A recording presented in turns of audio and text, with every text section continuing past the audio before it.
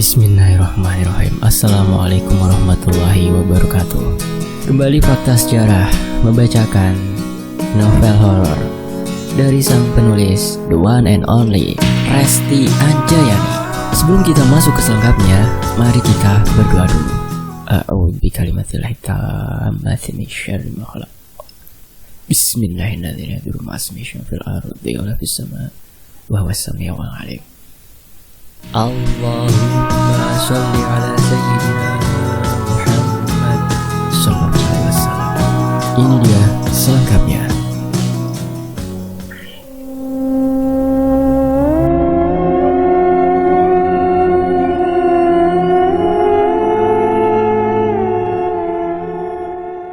Jangan pernah menikah dengan seseorang yang belum selesai dengan masa lalunya. Mungkin kalimat tersebut memang benar. Selama menikah hampir 7 tahun dan memiliki 2 orang anak, aku merasa ada yang janggal. Aku tidak pernah merasakan suamiku menyentuhku ketika melakukan hubungan layaknya suami istri. Sampai akhirnya, rentetan kejadian aneh itu mulai terungkap. Aku tidak menyangka ada rahasia kelam pada diri suamiku yang hampir saja merenggut nyawaku dan anakku. Apa yang sebenarnya terjadi? Sementara itu di suatu keadaan, terima kasih ya untuk yang tadi malam, kata Mas Randy sambil mengecup keningku. Aku hanya terpaku melongo. Kemudian Mas Randy beranjak ke kamar mandi, meninggalkanku dalam keadaan polos tanpa mengenakan selai pakaian pun. Sudah kesekian kalinya hal ini terjadi padaku. Mas Randy menunaikan kewajibannya padaku saat aku tertidur. Sungguh aku tak mengingat apa yang terjadi semalam. Jangankan menikmatinya, merasakannya pun aku tidak. Begitulah yang aku rasakan pada diriku. Hingga aku memiliki 2 orang anak, hal itu masih saja terus berlanjut. Setelah semuanya selesai, Mas Randy akan kembali menjadi dirinya sendiri, dingin dan cuek seperti biasa. Sangat jauh berbeda dengan sikapnya yang hangat ketika mengecup keningku di pagi hari. Mas, ini kopi dan pisang goreng, kataku sambil mengusap manja kepalanya, tetapi dia menepis tanganku. Sudah 7 tahun kami hidup bersama. Aku belum juga dapat meluluhkan hatinya. Kami menikah karena dijodohkan. Mas Randy kala itu sedang patah hati, tetapi keluarganya memaksanya untuk menerimaku. Aku jauh dari kata sempurna. Aku tidak cantik, badanku tidak molek dan kulitku tidak putih. Mendapatkan suami yang berwajah manis dan bertubuh tinggi tegap seperti Mas Randy, banyak orang yang bilang aku beruntung mendapatkannya. Karena itu pula selama 7 tahun aku bersusah payah mengambil hatinya. Aku urus rumah dan anakku dengan baik. Tak pernah sekalipun aku mengeluh atau menuntut pada suamiku. Aku hanya ingin mendapatkan hatinya. Tetapi orang bilang aku seperti budak cinta yang rela melakukan apapun demi suamiku, Mas Randy. Sampai saat ini, keanehan yang terjadi itu selalu menjadi pertanyaan di dalam benakku. Mungkin ini saatnya aku meminta pendapat atau mencurahkan segala keluh kesahku pada orang lain mengenai keanehan suamiku itu. Siang ini aku bergegas pergi ke rumah Mbak Imel, tetanggaku. Mbak Mel, memangnya bisa ya seperti itu? Tanyaku siang itu pada Mbak Imel. Mbak Imel adalah tetangga dekatku yang rajin mendengar curhatanku. Yo bisa lah, makanya kamu tuh tiap hari jangan borong kerjaan. Jadinya kalau tidur kayak kebo, seloroh Mbak Imel sambil tertawa. Mbak, aku serius loh nanya. Masa dicolek pun aku gak berasa sih Mbak? Tanyaku heran. Suamimu itu loh Elsa, diajarin bantu-bantu rumah, biar kamu tuh bisa rileks, bisa peka sama rangsangan. Gimana bisa peka? Lawang tiap hari badan kamu kecapean, ngurus apa-apa sendirian. Suamimu taunya cuma makan sama tidur, ucap Mbak Imel. Benar apa yang dikatakan Mbak Imel. Sejak kelahiran anak kedua, aku sering merasa kelelahan. Sampai-sampai rasanya aku ingin menangis. Keluargaku jauh di kampung. Kalau saja mereka dekat, pasti aku bisa sejenak melepas penat mengunjungi mereka. Keluarga Mas Randy di sini hanya tinggal orang tuanya saja, yang lainnya sudah pergi merantau. Aku pulang dulu ya Mbak Imel, takut si abang nyariin. Kataku pamit teringat anakku yang paling besar, Raka. Elsa, jangan lupa ya, besok pengajian bulanan di rumah Bu RT. Mbak Imel mengingatkanku. Baik Mbak, aku usahakan datang. Ketika sampai di depan rumah, aku melihat Raka sedang asyik sendiri bermain di depan TV. Dia tidak menyadari aku sempat pergi sebentar. Loh, Mama dari mana? Abang kira lagi bobo sama adek di kamar. Tanya anakku yang masih kelas 1 SD.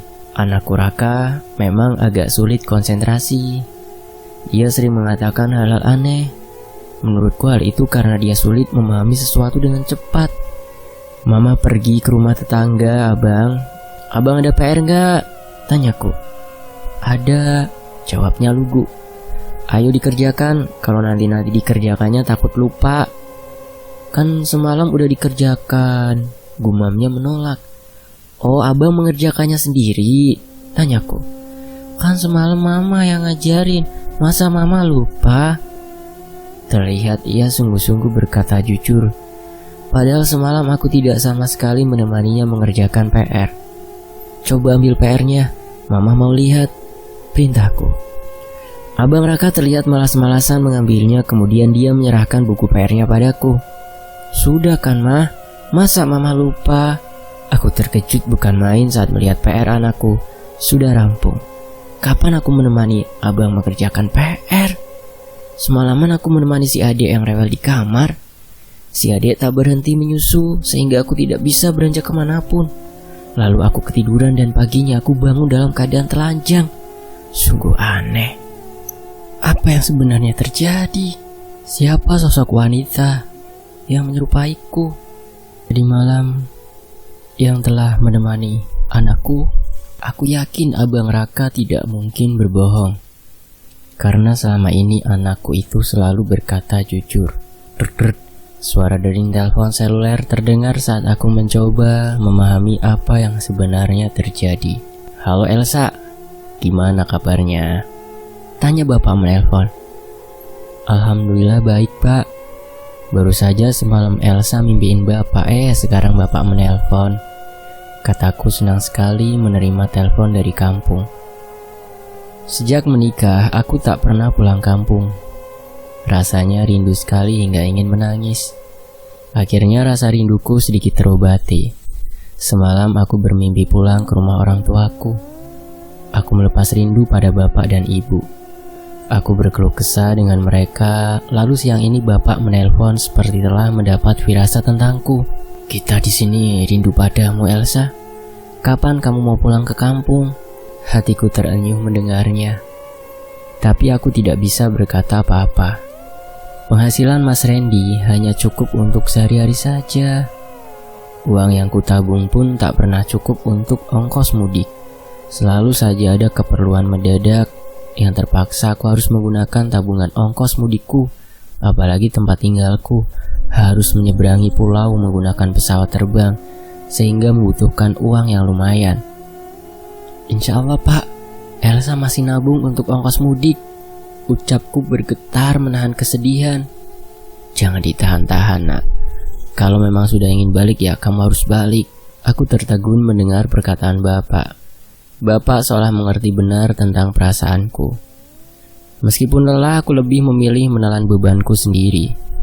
Tak pernah aku berkeluh kesah pada orang tuaku. Maksud bapak, kalau kamu sudah kangen ya segera pulang. Iya pak, Elsa pasti balik ke kampung. Raka dan Naura juga belum pernah bertemu nenek dan kakeknya di kampung, jawabku. Ya sudah, salam ya buat cucu bapak. Sering-seringlah telepon bapak dan ibu.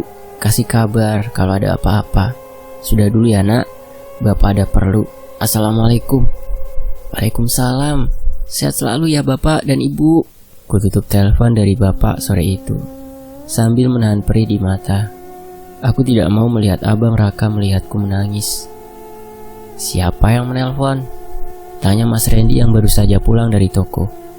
Mas sudah pulang? Kok tumben mas? Tanyaku. Ditanyain kok gak jawab? Katanya dengan wajah ketus. Bapak mas, bukan siapa-siapa, jawabku. Oh, tumben bapak menelpon. Wajah Mas Randy kembali rileks saat aku menjelaskan. Aku senang sekali mendapati dia agak curiga. Selama ini kan ia tidak pernah sama sekali terlihat cemburu padaku, sedangkan aku selalu cemburu padanya. Aku selalu was-was jika dia dekat dengan wanita lain. Wajahnya yang enak dilihat membuatnya hidup tidak tenang. Meskipun sebenarnya Mas Randy tidak akan pernah melirik wanita lain, karena dia hanya mencintai satu wanita dalam hidupnya, dan itu bukan aku, tetapi mantan kekasihnya. Suatu saat aku akan menggantikan posisinya di hati suamiku. Aku harus terus berusaha. Mas, tunggu sebentar ya, aku masakkan air untuk mandi dan buatkan kopi, kataku segera menyambut dan melayani suamiku yang baru pulang. Sementara itu, malam hari aku memijit kaki Mas Randy sambil mengobrol dengannya. Mas, besok aku diajak Mbak Email ke pengajian, boleh nggak? Tanyaku meminta izin. Boleh, asalkan anak-anak jangan kamu tinggal dan kerjaan rumah juga harus sudah beres. Aku titipkan Abang Raka pada ibu boleh nggak? Soalnya Abang Raka suka bosen kalau aku ajak, tanyaku lagi. Memangnya mengajinya mau berapa lama sampai harus titip abang segala? Mengaji nggak perlu lama-lama bisa kan? Nggak usah ikut ngerumpi dan yang lain-lainnya kalau tujuan kamu memang ingin mengaji. Apa kamu cuma ngumpul-ngumpul sama ibu-ibu aja? Mendingan kamu mengaji di rumah saja daripada buang-buang waktu yang gak manfaat, cerocos suamiku. Aku pun diam tak membantah. Mas Randy tidak ingin merepotkan kedua orang tuanya. Iya sudah mas, aku mengaji di rumah saja kalau begitu. Kasihan ibu dan bapak sudah tua. Jangan biasakan menitip anak. Masih bagus mereka tinggal di rumah mereka sendiri. Kalau harus tinggal sama kita, kamu pasti kerepotan kan? Oh iya, jangan lupa besok kamu mampir ke rumah ibu. Bawakan sembako yang sudah mas belikan tadi, ucapnya panjang lebar. Rasanya ingin sekali aku mengatakan kalau aku juga punya orang tua yang ingin aku kunjungi, ingin kuperhatikan seperti dia memperlakukan orang tuanya. Meskipun aku seorang istri yang harus mengikuti imamku, tapi tidak dapat aku pungkiri, aku juga seorang anak yang memiliki ikatan batin dengan orang tuaku. Sudah 7 tahun batinku menjerit menahan rindu. Setelah selesai memijat, aku menyiapkan keperluan sekolah untuk Abang Raka besok. Aku temani Raka sampai dia tertidur di kamarnya. Barulah aku bisa tidur setelah mengistirahatkan tubuhku. Karena terlalu letih, malam itu aku pun bermimpi aneh. Di dalam mimpi aku pergi mengunjungi kampung halamanku sendiri. Anehnya aku menyadari kalau ini hanya mimpi. Aku seperti terbang melesat dalam waktu yang singkat, kemudian kembali ke rumah melihat diriku yang tertidur. Tubuhku meringkuk keletihan, sementara Mas Randy tertidur pulas di sampingku. Aku terkejut ketika melihat sosok perempuan bergaun merah sedang mencumbui Mas Randy. Ia memeluk suamiku sambil menciuminya. Aku berteriak marah pada sosok itu. Jangan ganggu suamiku, siapa kau? Pekiku. Perempuan itu menjilati leher Mas Randy dengan lidahnya yang panjang. Matanya melotot ke arahku, kemudian dia terlihat marah lalu terbang melayang menghampiriku. Aku ketakutan lalu berusaha bangun dari mimpi yang menyeramkan. Kubaca ayat-ayat yang kuhafal lalu aku pun terbangun dan membuka mata. Segera aku mengecek suamiku. Sosok itu sudah tidak ada di sampingnya. Tetapi aku sangat terkejut. Sosok itu sudah berada di atas tubuhku. Dia menindihku dan mencekek leherku. Aku tak bisa bernafas. Aku berusaha meronta membangunkan Mas Randy tetapi sia-sia. Kemudian aku sadar kalau aku masih bermimpi. Kemudian aku berdoa lagi agar aku bisa benar-benar tersadar kali ini. Syukurlah aku bisa tersadar dan mendengar suara adzan subuh. Segera aku bangkit dari tempat tidur dan mengambil air wudhu. Keesokan paginya, aku masih terbayang mimpi seram semalam. Belum pernah aku mengalami hal ini sebelumnya.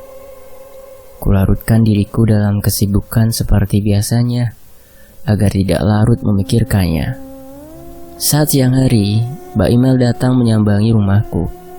"Assalamualaikum, Elsa, jadi pengajian gak?" tanyanya.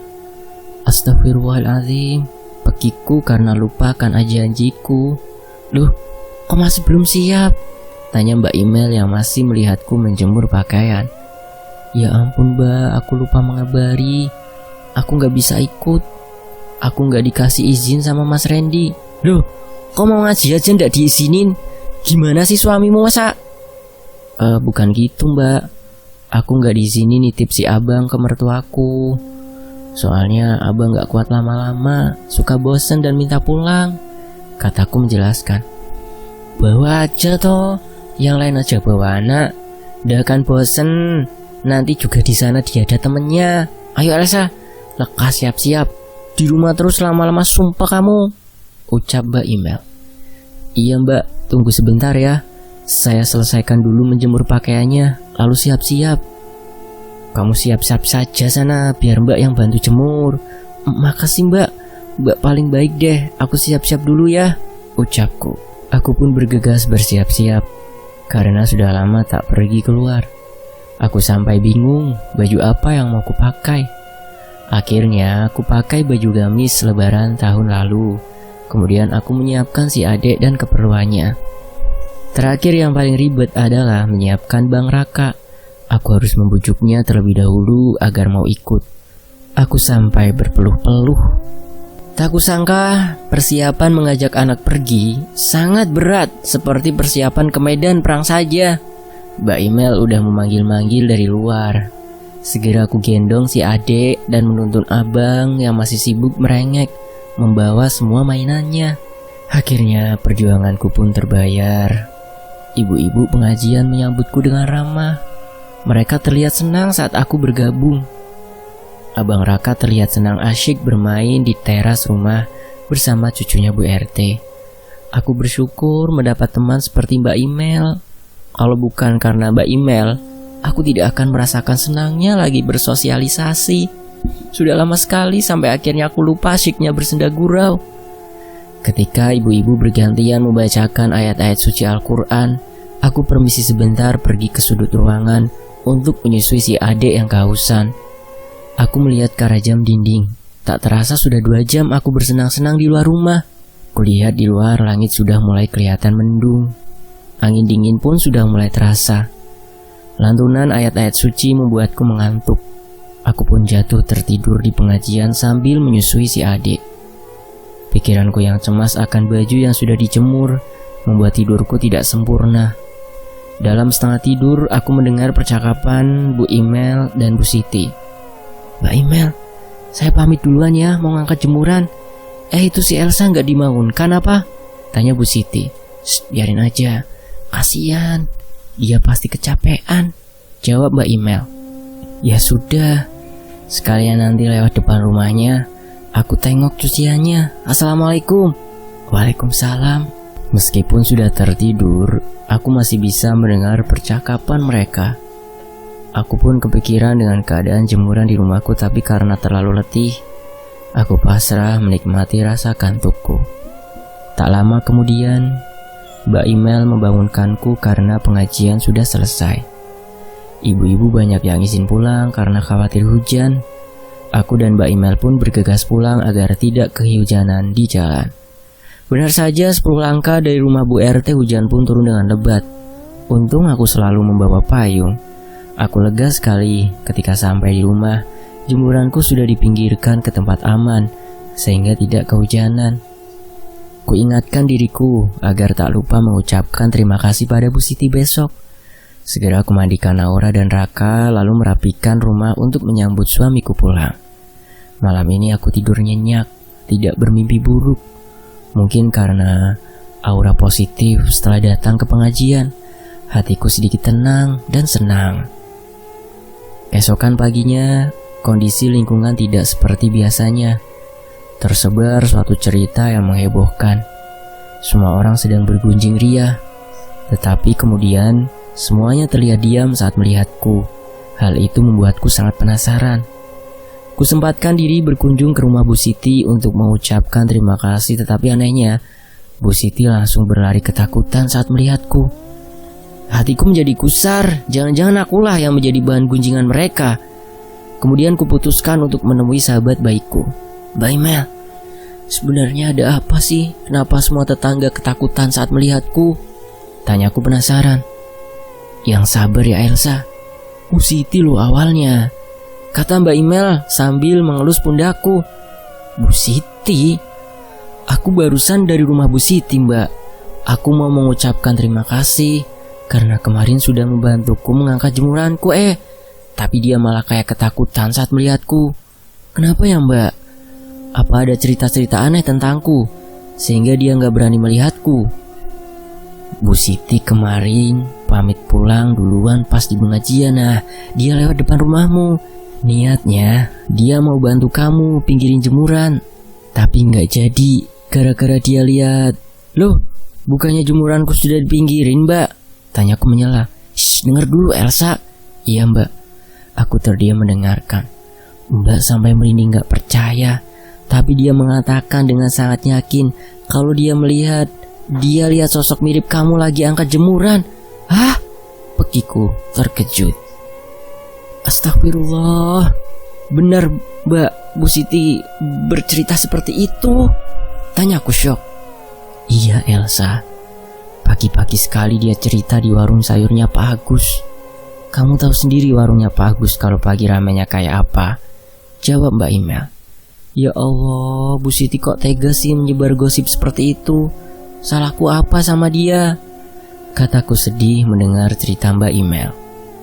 Jelas saja dengan cepat suasana tadi pagi berubah drastis.